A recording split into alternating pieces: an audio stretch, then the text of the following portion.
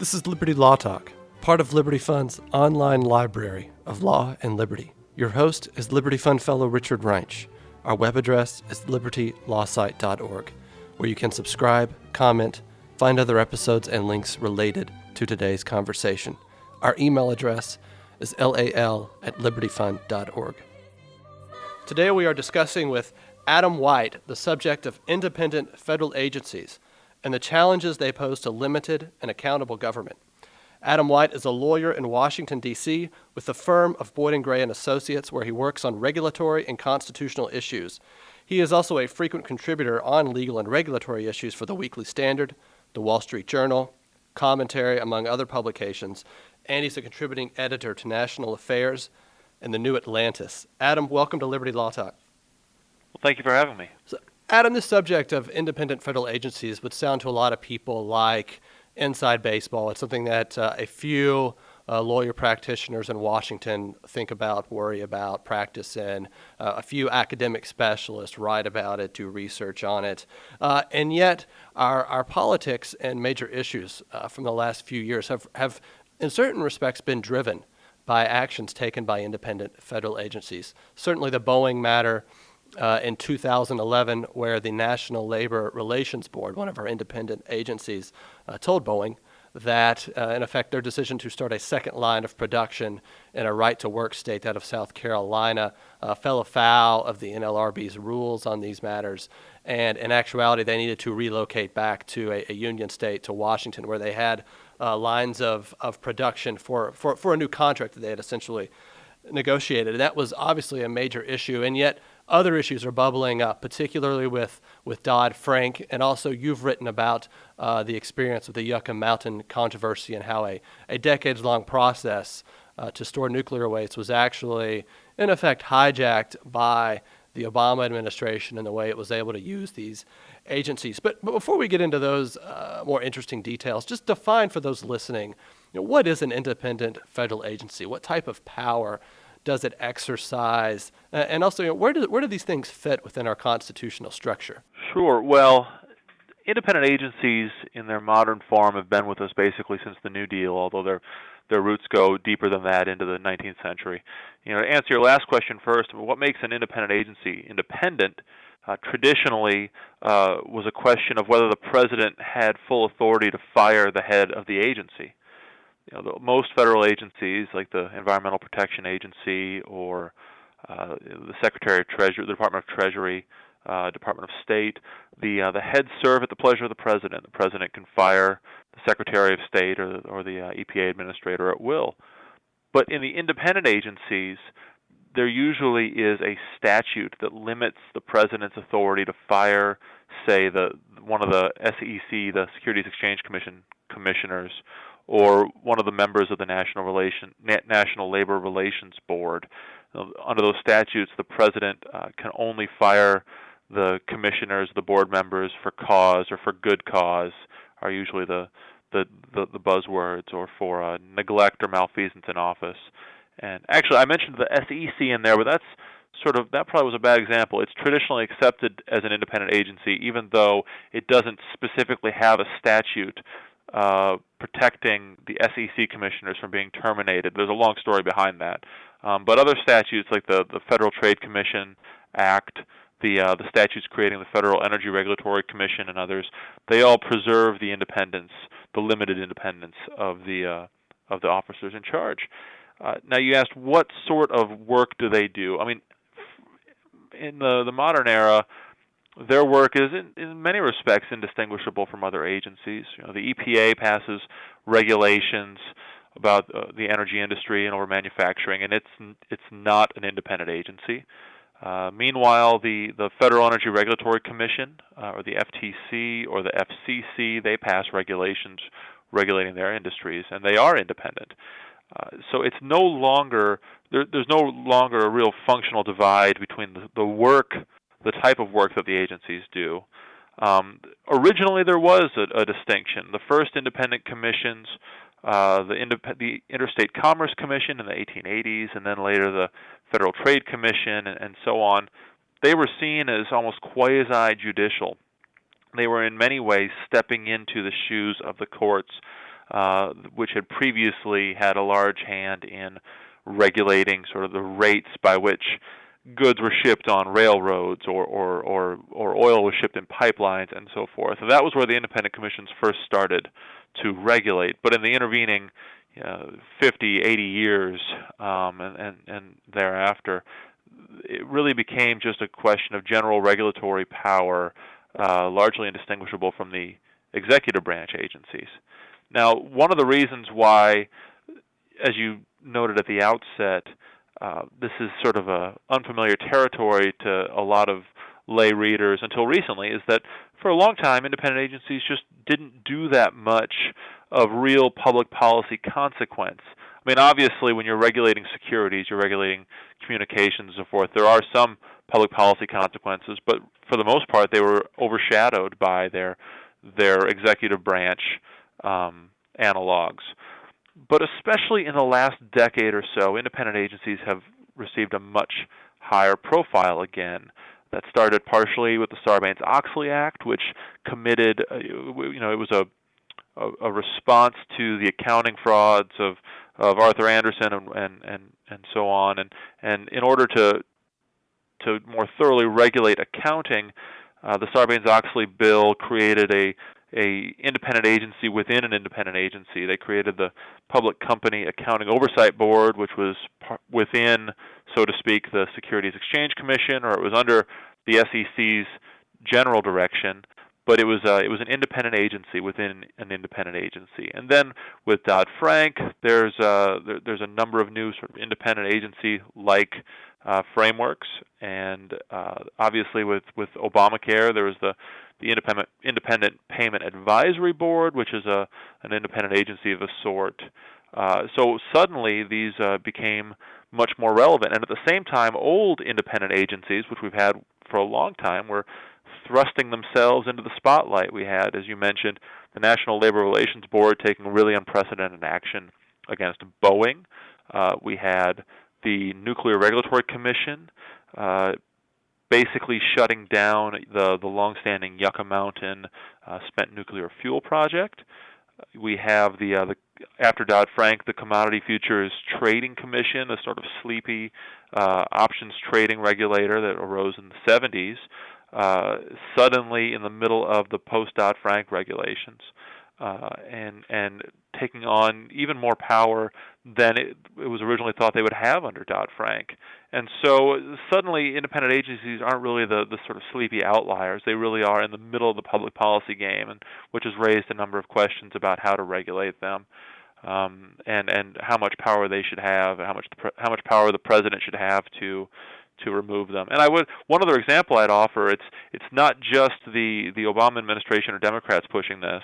When the Obama administration sort of punted on the Keystone XL pipeline last year before eventually denying the project outright, Republicans proposed to take jurisdiction over the Keystone pipeline away from the White House and the State Department, which has long had exclusive jurisdiction over international oil pipelines.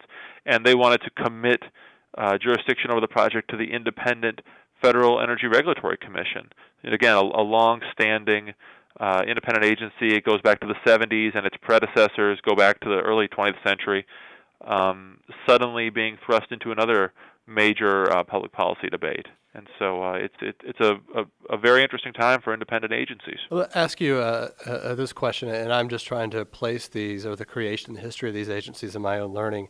That is, you mentioned they served a quasi-judicial function in their initial incarnation, and that leads me to kind of the classic progressive articulation that you wanted to separate politics and this sort of scientific understanding of policy that they claimed was now possible, and this would result in good government, better government, free of corruption, free of partisanship, free of competition in the political sphere.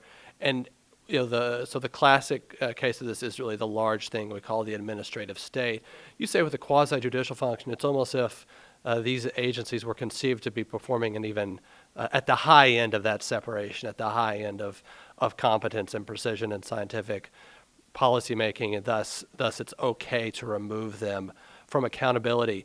You wrote in one essay in National Affairs on this problem that kind of the definitive case dealing with the interaction between the executive branch and the independent federal agencies is Humphrey's executor, and sets forward the principle that the president could not remove a director of an agency or a commissioner of an independent federal agency solely over matters of partisan interest. It had to meet certain thresholds, and you can tell us what those thresholds are. But where do we stand now? Is there an opportunity, given the way they're stepping forward, as you say, into this policymaking process in a very muscular way, in a new way? One can obviously see the case that presidents may not want to just defer and let them take the heat, as it were, for their actions, but actually bring things back under their control. Are there ways, does this opinion open up ways for that to happen? Right. Well, let me start with Humphrey's executor, because it really is sort of the opening of the modern independent agency movement. It was a case decided in 1935, but actually you need to start the story a little bit earlier than that. In the 1920s, there was a case called Myers, in which the Supreme Court held that the president had full authority to fire the Postmaster General at will. It seemed to indicate that the president had full authority to direct and control the administrative state, the then sort of burgeoning administrative state. Well, in 1935, in the New Deal, Franklin Roosevelt he didn't like one of the FTC commissioners, a man named Humphrey, and he tried to fire him, and Humphrey just refused to go. And so eventually the case went to the Supreme Court, and the question was, could Roosevelt fire this FTC commissioner at will, even though there was a provision in the statute that said that he could only fire the commissioner for good cause? And as the court noted, the FDR hadn't identified any particular cause for at least any policy disagreement between him and the FTC. He basically just wanted his own guy in there. And what the court held, somewhat surprisingly at the time, was no, the president can't fire this guy at will, because unlike the Postmaster General in the Myers case a decade earlier, which had involved, as they said, purely executive power, the FTC at issue in Humphrey's executor exercised not executive power, so to speak, but, as they put it, quasi-judicial, quasi-legislative power. And so in that agency, it wasn't, or let me rephrase that, that agency wasn't really part of the executive branch, they said, in the same way that the Postmaster General would be, and therefore Congress had more power to limit the president's control over that officer. So that's Humphrey's executor. And for years, in debates over whether an agency was independent or how much control a president could have over an independent agency, it really was stated in terms of, is this agency executive power, or does it exercise quasi-judicial, quasi-legislative power? And it wasn't always necessarily a bright line. I mean, most agencies would exercise both kinds of power to varying degrees. Well, once we got to about the 1980s or so, that mode of analysis was discarded in cases like Morrison v. Olson, the independent counsel case. The Supreme Court explained that quasi-judicial, quasi-legislative versus executive power wasn't really a helpful distinction anymore, and so the court would instead, in judging the constitutionality of limits on a president's power to fire an independent officer like the independent counsel, they take a functional approach. You know, how much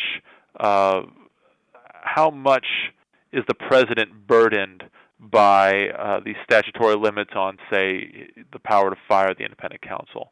And so in the modern era, it really is less a question of quasi-judicial, quasi-legislative power, and instead it's a question of how much flexibility should the president have in controlling a particular part of an independent agency.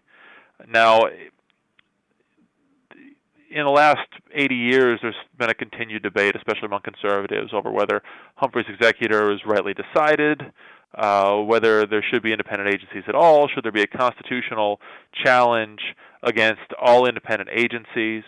And as I said in my national affairs piece earlier this year, there's really, as I see it, there's no real need for conservatives to challenge independent agencies altogether. I must admit I'm of mixed views on independent agencies. I think there are substantial public policy justifications in certain cases for independent agencies, and so I'm wary of arguments to rid ourselves of independent agencies altogether. But more importantly, Humphrey's executor and the subsequent cases, one involving the War Claims Commission called Weiner versus United States, they left room open for the president to fire independent commissioners based on substantive policy disputes.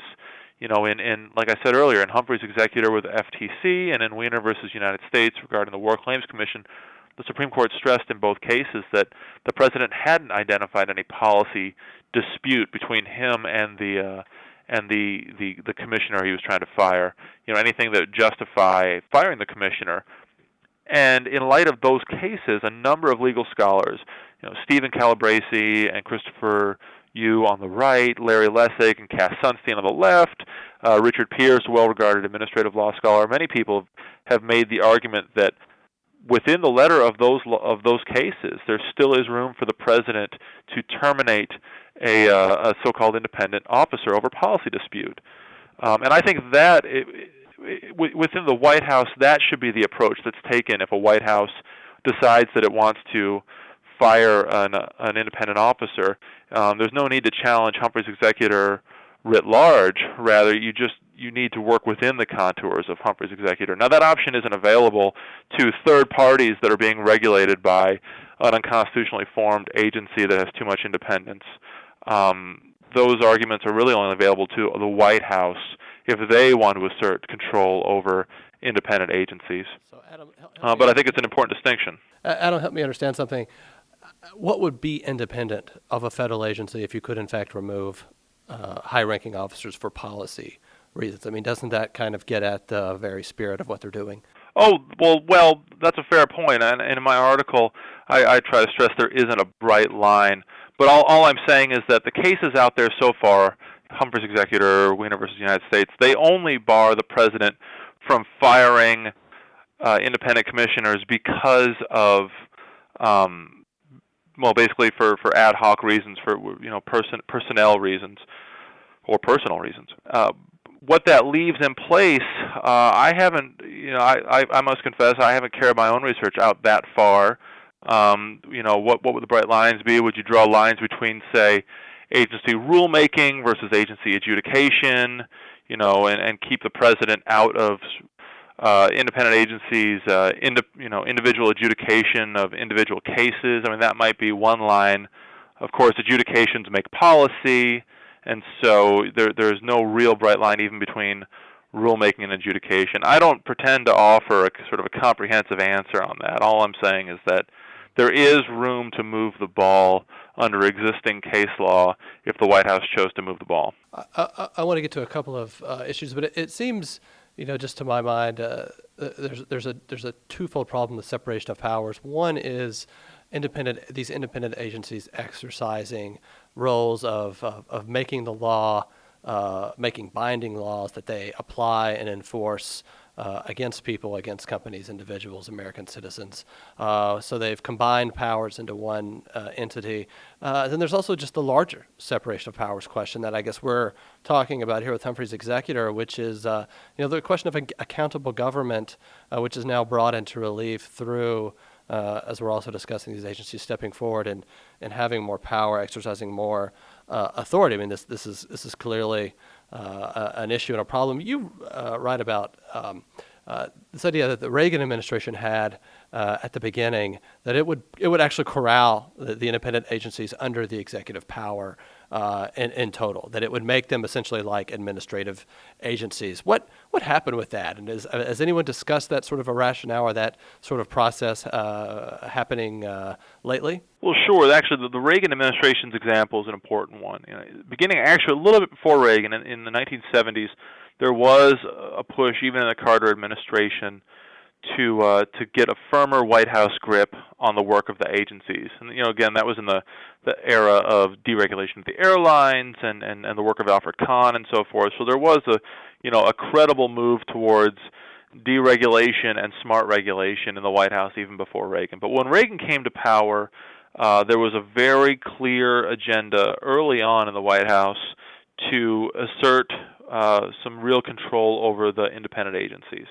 And this began with a task force focused on regulatory reform, I work at Boyden Gray and Associates. My boss, C. Boyden Gray, the White House counsel, was a central figure in that.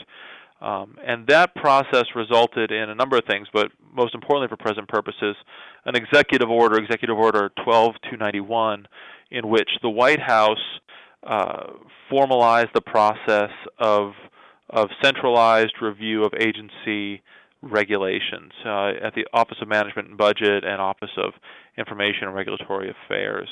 Basically, the agencies would have to submit major rules for cost-benefit analysis review and so forth by the White House. But there was a big debate at the time over whether they could extend that power, that review, that oversight from not just the executive agencies, but also to the so-called independent agencies. There's some fascinating memos sort of in the archives where the OMB is deliberating on, under existing law, what can they do, as a sort of matter of original constitutional understanding. It was probably okay, they thought, for the president to control independent agencies, but there were some cases, including Humphrey's executor, that they saw as standing in the way. In any event, the White House eventually decided that it would limit the scope of its order to just executive branch agencies. And the reason why they did this wasn't constitutional concerns, so to speak, but it was just basically prudential. The independent agencies just weren't that important at the time, and the White House concluded it just wasn't worth the fight, that they could achieve what they really needed to achieve by overseeing the executive branch agencies like the EPA. And so that's still the state of affairs. The Clinton administration in '93, then the Bush administration, the second Bush administration, and then the Obama administration have adjusted that process of OMB/OIRA oversight of the agencies. The current executive order, though, 12866, which Clinton first promulgated, which has been adjusted a little bit since then, it really does basically resemble the Reagan executive order, which covers executive branch agencies but not independent agencies. Now, there has been a push in the most recent Congress to correct that deficiency through statutes. There's the House Judiciary Committee especially has put out a number of great bills in the last 2 years, the Regulatory Accountability Act, the REINS Act, and others, which would centralize in the White House review of all agencies' regulations, not just the executive branch agencies, subject them all to cost-benefit analysis requirements, and make that process reviewable by the courts. And so the Republicans in the House have taken a hard look at what to accomplish with this. It didn't go anywhere in the last couple of years, unfortunately, and it remains to be seen whether these reforms have much of a future under the second Obama term. But there's been some work on it. And another interesting episode in this most recently was another example supplied by the Obama administration. After the 2010 election, in January 2011, the Obama White House came out with a new executive order demanding that all executive branch agencies go back and review the costs and benefits of their existing body of regulations. It was a pretty widely heralded effort. At least it was heralded by the White House itself. I remember there were Wall Street Journal op-eds by Cass Sunstein and others. But like with the standing executive orders, they didn't try to reach out to the independent agencies, which, as I suggested earlier, was a big problem given that independent agencies were suddenly taking on more and more power in the last decade. So about 6 months later, the White House issued a second executive order focused specifically at the independent agencies and regarding cost-benefit analysis. But it was a very curious document. It was styled as an executive order, but it didn't actually order the independent agencies to do anything. It was more of an executive request. They ordered the agencies to consider reviewing the costs and benefits of their standing body of regulations, which some of the independent agencies complied with. Others were much less forthcoming. There was a dissenting commissioner on the Consumer Product Safety Commission who wrote a letter complaining that her commission hadn't taken seriously the president's request. And that episode really illustrated the extent to which independent agencies had sort of insulated themselves against in certain cases, the White House's control. Adam, do you have, in your head, a figure of the dollar value of the costs imposed by regulations of independent federal agencies, say, on an annual basis? Oh, I must confess I Yeah. don't. I'm sure I was I've thinking cited numbers here and there in articles, but I don't have the numbers yeah. handy. And it's always difficult when you quote numbers because the White House, the Office of Management Budget, Office of Information and Regulatory Affairs, they are in the first instance usually the ones who calculate costs and benefits. And when you have an administration that's very pro-regulation, like this administration, you'll find that suddenly the benefits calculated for a rule far outweigh the costs, which is fairly suspicious. And Susan Dudley at the George Washington University has done great work on these issues. She's a former administrator of the Office of Information and Regulatory Affairs, and she's called attention to the questionable cost-benefit calculations. And so, looking beyond the White House, other groups have attempted to quantify costs and benefits, and they do good work. But it's very hard to point to a single estimate of costs and benefits, since they do vary widely. It was interesting when you mentioned that earlier of an attempt to make that judicially enforceable, but would the agency's determination of costs and benefits fall under the Chevron standard in some way? That this is kind of, and the Chevron standard, I think, would make it seem, there's very little you could do about what they actually say. Well, there is. There were a number of cases recently in the federal courts here in Washington that illustrated how it would work, because there are some statutes, some agency-specific statutes that require cost-benefit analysis for, say, Securities and Exchange Commission regulations or CFTC regulations. And there's a very famous and widely watched case called Business Roundtable versus SEC, came out a year ago, in which the U.S. Court of Appeals for the D.C. Circuit, one of the main federal courts of appeals that hear appeals of regulatory decisions, it struck down the SEC's so-called proxy access rule. It's a rule that the SEC promulgated to give shareholders more of a say in proposing directors for a vote by the full shareholder body. The court struck the rule down. It didn't go in and micromanage the calculations of the costs and benefits. It simply looked at what the agency did and pointed out the agency hadn't responded to all the comments that had been brought in on the costs and benefits, and that the agency just hadn't connected the dots. And so at the end of the day, the way the courts would review these things is not by substantively reviewing the calculations of costs and benefits. Rather, it'd be some form of procedural review just to make sure that the agency went through all the required paces before coming up with final numbers. And the courts would almost certainly or inevitably defer to those eventual factual findings. Courts have always, that's one of the bedrock rules of administrative law, is that the courts are supposed to, that they enforce judicial review standards. The buzzwords are: was the agency decision arbitrary and capricious? Was it supported by substantial evidence? But those standards are notoriously lenient, and so it's a very low threshold. It's just requiring the agency to proffer some sort of reasonable explanation, to proffer some evidence that justifies its decision, and that's how it would work in practice. I mean, at some point, there's only so much you can do to sort of micromanage the calculations in the White House's OMB, and really, do we even want the courts micromanaging those calculations? Probably not. What courts are good at is enforcing laws and making sure that procedures are followed, and that's basically what the proposed legislation, the Regulatory Accountability Act, and so forth, would have accomplished.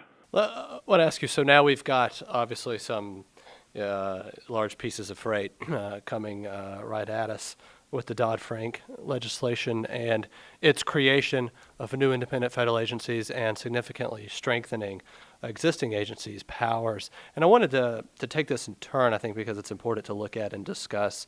One is something that's in the news a lot because of the sheer power it possesses, which is the new agency, the Consumer Financial Products Bureau. But yet also Dodd-Frank gives significant new power to the Federal Deposit Insurance Corporation, as well as the CFTC, the Commodity Futures Trading Commission, and the Federal Reserve, as well as things that it empowers the Treasury Secretary to do. But so the Consumer Financial Products Bureau, I mean, There are parts of that I think when you look at are just troubling. Like their budget is insulated from Congress. They basically have a claim upon a certain percentage of the Federal Reserve's budget for, I think it comes to $400 million, I think you've said, annually to operate with. They have tremendous power to regulate companies that fall under their purview, which, by the way, are a lot of companies, as well as these existing agencies and the strength they get. So it seems to me this is almost something new in kind in terms of the powers that are lodged in these agencies by Dodd-Frank. That's right. Now, my firm is involved in litigation involving Dodd-Frank, and so I'll be a little bit careful about what I say. But just in terms of sort of further explaining the agencies you're talking about, you're right. The Consumer Financial Protection Bureau is a new agency. It's an independent agency. It's created.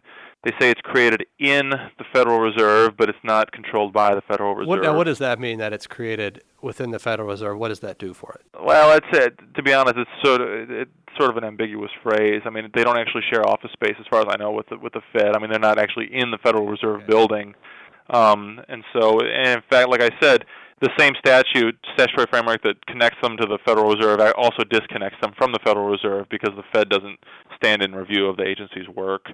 Now, as you suggested, the CFPB is truly unprecedented as far as independent agencies go, and that's one of the issues in the case that we're involved in.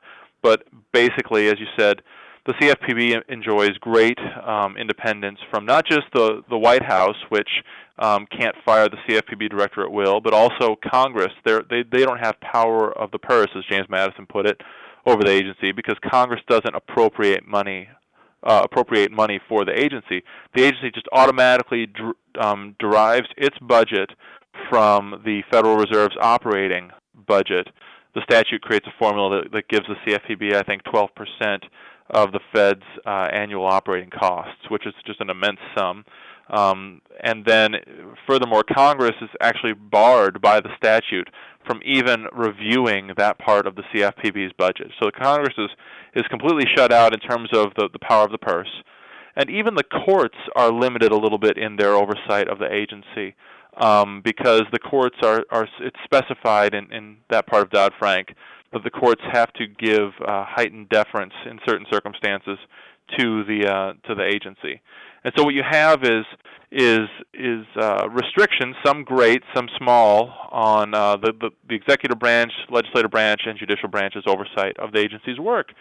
And on top of that, you have the CFPB administers basically open-ended regulatory standards. They have power to root out and define, regulate, or enforce against, prosecute what they deem to be unfair, deceptive, or abusive consumer lending practices. And those terms are basically wide open. The CFPB's first director, Richard Cordray, said in a hearing this year that they wouldn't try to define the term abusive in the abstract. Rather, they define it on a case-by-case basis. So they'll basically be defining the law as they go along. And so when you combine that open-ended grant of power with all of those limits on checks and balances, you have an arrangement that really is truly unprecedented. You know, like I said, we've had independent agencies in their modern form for 80 years or more. And sometimes the agencies enjoy, they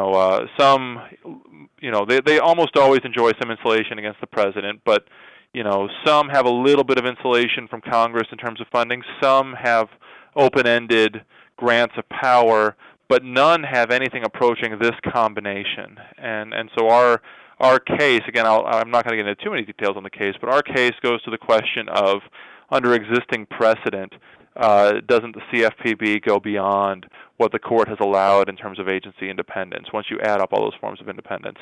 And in addition to the CFPB, as you mentioned, there's another part of Dodd-Frank, a couple other parts of Dodd-Frank actually, that give immense new powers to existing regulatory bodies. The most frightening one is Title II of Dodd-Frank, called the Orderly Liquidation Authority, which gives the Treasury Secretary, along with the FDIC and the Federal Reserve, power to, as they say, liquidate a financial company if they find that it's systemically important and it's in default or in danger of default. Basically, they get to take the company over at a moment's notice and liquidate it, which could mean either taking it apart or selling off parts or whole or reorganizing it. There's really no limits on what the FDIC can do in carrying out When you that say liquidation. takeover, we'd say takeover, force it into bankruptcy, or are there a range of options they could utilize? They have a range of options. That's right, and there's certain procedures that are relevant if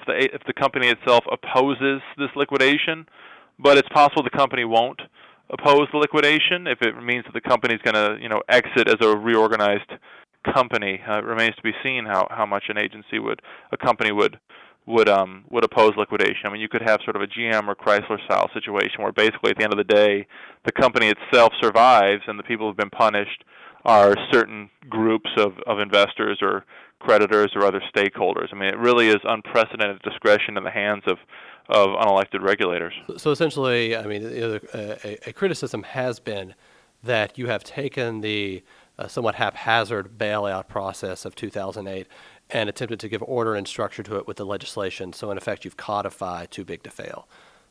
That seems to be a fair way to read what Title II does. Well, there's actually, with respect to too big to fail, the part that really codifies too big to fail in the first instance is Title I of Dodd-Frank, which creates another questionable agency or interagency group called the Financial Stability Oversight Council, where their job really is literally to identify companies that are systemically important, which is another way of saying too big to fail. So Dodd-Frank takes a too big to fail status that used to be unofficial. It makes it official, and for technical reasons that I won't bore the listeners with, it actually expands the universe of companies that can now be considered too big to fail. And then that has serious implications, not just with respect to markets. Investors will naturally be attracted to companies that are seen as having the backing of the federal government. But it also raises questions about what will happen when there is a company that goes into liquidation under Title II. If that company is too big to fail, how will it be treated by the government? Or if a company is going into liquidation and some of its investors are banks that are too big to fail, then perhaps those banks will be favored during the liquidation because the government wants to keep them afloat. I mean, one of the criticisms of the AIG bailout was that it was basically a bailout of not AIG, but AIG's counterparties, so banks like Goldman Sachs and so forth. I mean, it really does.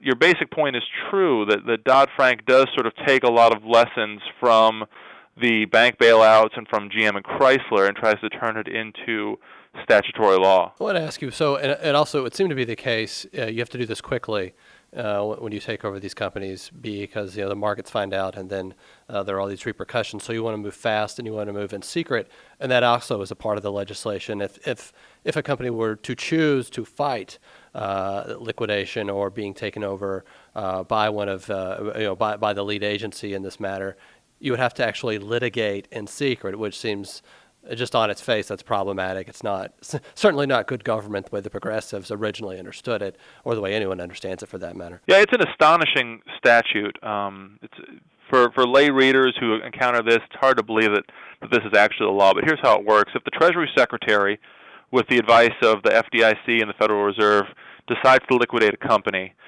he comes to the company and says, "Okay, we're going to liquidate you," and the company can either go along with it. If it opposes the liquidation, then the Treasury Secretary goes to the federal court in Washington and seeks a court order approving the liquidation decision. All of that is in secret. Everybody, including the company, is barred from disclosing this information, the fact of the liquidation, to the public.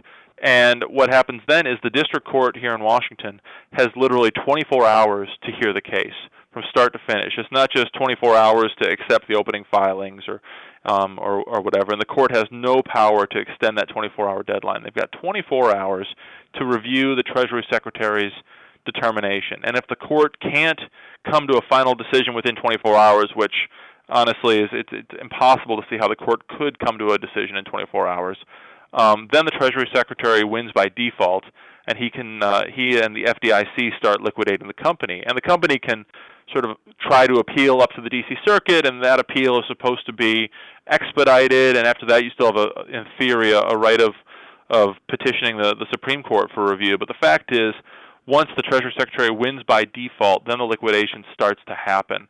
And at that point, you have a very messy process in which the FDIC, under the statute, has open-ended power to favor some creditors over others, even if the creditors are all similarly situated. So it turns the regular rules of bankruptcy or a bank resolution, and it replaces that with sort of a black box process that's committed to the discretion of regulators and with really, really limited judicial review of the outcome of the liquidation. And just to just to be specific, there's that 24-hour judicial review of the Treasury Secretary's determination, but then as the FDIC is carrying out the liquidation afterwards, its decisions are also subject to really limited judicial review. So you've taken the long-standing rules of bankruptcy and bank resolution and replaced them with the black box. Just backing up to this 24-hour review that a court would engage in, it's hard to imagine, and I suppose that's the point, it's hard to imagine any court overturning the Secretary of Treasury of the United States who says this is a company that poses a systemic threat to the economy. We have to take it over. Seems like a court is going to be highly reluctant to overturn that. In fact, the statute even the statute does even restrict the issues that the court can review. If I recall correctly off the top of my head, the court can't review the question of whether the financial company is systemically important. That's completely committed to the Treasury Secretary's discretion. But it's the few questions that are left for the court to review, namely, is it a financial company? Is it in default or in danger of default? Those themselves are difficult questions. I mean, it ordinarily takes a federal court or a federal district court, federal court of appeals, a year or two to decide a case. If I file a case on a Monday, I'm not even going to get a briefing order out of the court for weeks. And the district court here in Washington, they've tried to come up in advance with some rules, some procedures that'll help them expedite the case. But the fact remains that even under normal circumstances, you're really asking a lot of the court to overturn a liquidation determination, and to ask the court to do it in 24 hours under secrecy, you're asking a court to do the impossible. Something else you said. So this moves forward.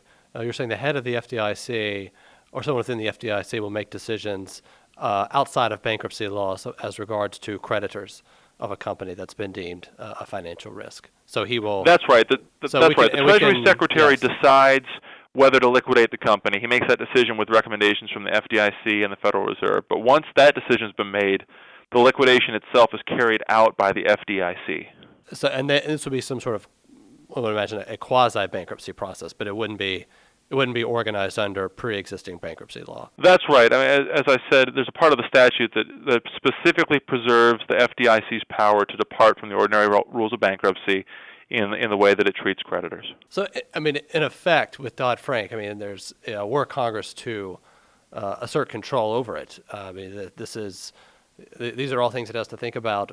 But you couldn't really just leave the Consumer Financial Products Bureau. I mean, how would you defund it? I mean, it seems you have to take away the entire legislation or huge parts of it. I mean, there's no kind of moderating around the edges. At least if you think what they're doing is highly problematic. Well, this is one of those issues I want to be delicate with, but I will say that in other cases where independent agencies have been challenged, there was part of Sarbanes-Oxley, that independent accounting board within the SEC that I mentioned at the outset of our discussion.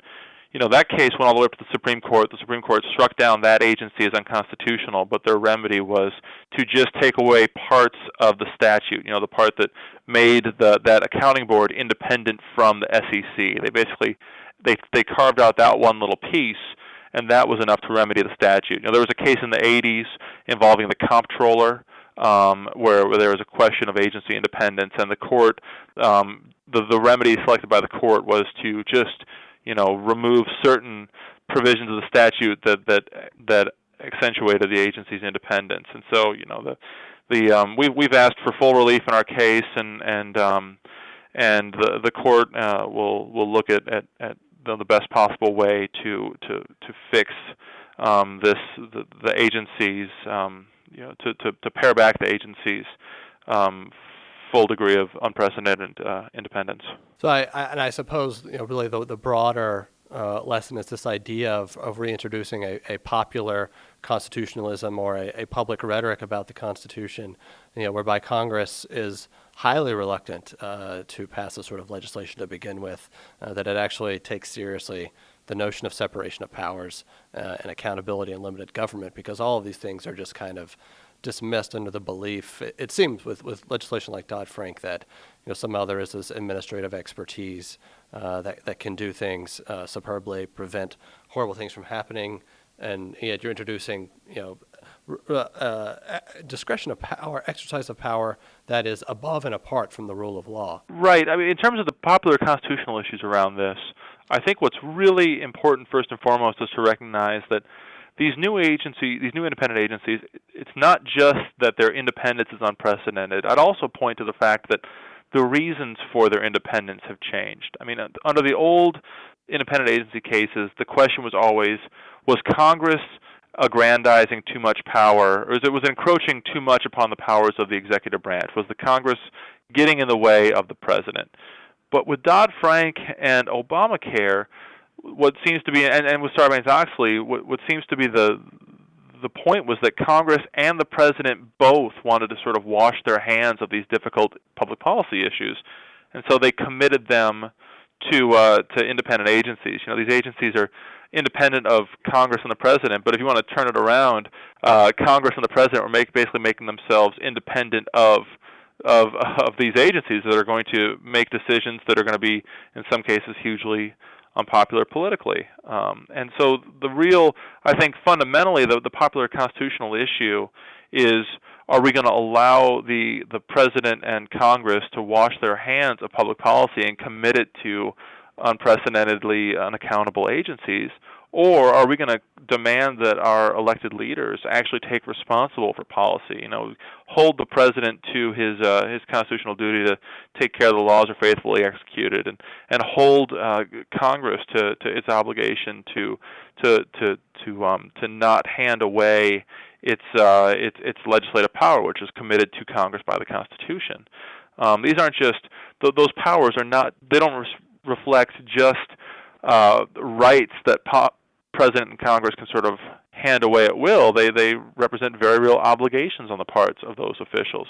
There was a great discussion in the Sarbanes-Oxley case in the Supreme Court. It was called, again, it was the public. It was Free Enterprise Fund against the Public Company Accounting Oversight Board, and there was some discussion in the opinion about, well, the president signed off on Sarbanes-Oxley, so isn't it okay that it doesn't matter that he's okay with this agency being independent from him? And what the court said was, the president doesn't have the power to sort of just hand away his constitutional obligation to oversee the executive branch and the independent agencies. He can't just wash his hands of this. He can't bind his successors by handing away their authority over the Public Company Accounting Oversight Board. And what the court said in that case about the president applies equally well to the Congress. The Congress has no right, no power to take this issue of public policy and just hand it off to an unprecedented an agency with unprecedented independence. Adam, I think that's a nice way to end, a very thoughtful way to end. Adam White, thank you for being with us. Thank you for your discussion and your expertise of these complicated issues and yet momentous issues for the country. Thank you very much. Thank you. This is your host, Richard Greinch, and you have been listening to a podcast that can be found at libertylawsite.org, where you can subscribe, comment, and find other episodes and links related to today's conversation. Our email address is lal@libertyfund.org.